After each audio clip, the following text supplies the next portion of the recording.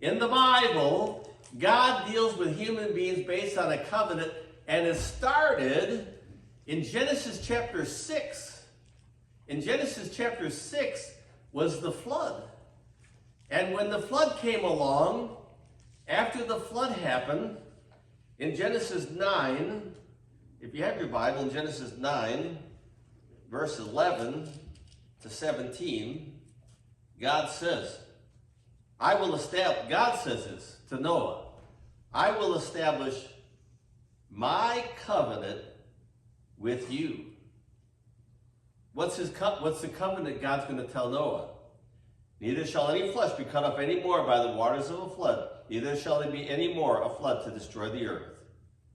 So, think about it. If God hadn't established his covenant with Noah, every time it rained for 2 or 3 days, people would be like, is God going to do it again? Is he going to destroy the world? It rained for 40 days and wiped out everything on the earth. Is God going to? And God said, no, I'm going to make a covenant in verse 12. This is the token of the covenant which I will make between me and you. Verse 13, I have set my bow in the cloud, the rainbow. It shall be for a token of the covenant between me and the earth. So after the flood, God put the rainbow up there as a covenant between God and every living creature on the earth, that he would not destroy the world again with the flood. It goes on. It says, verse 16, the bow shall be in the cloud. God says, I will look upon it, that I may remember the everlasting covenant between God and every living creature and all the flesh that is upon the face of the earth.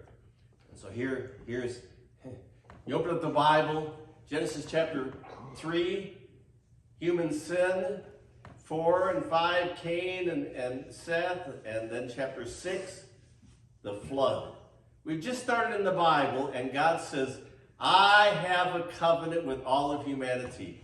So whenever you see a rainbow in the sky, it's a reminder that when God sees that rainbow, he reminds himself that he has made a covenant with humanity that they will never be destroyed again with a flood.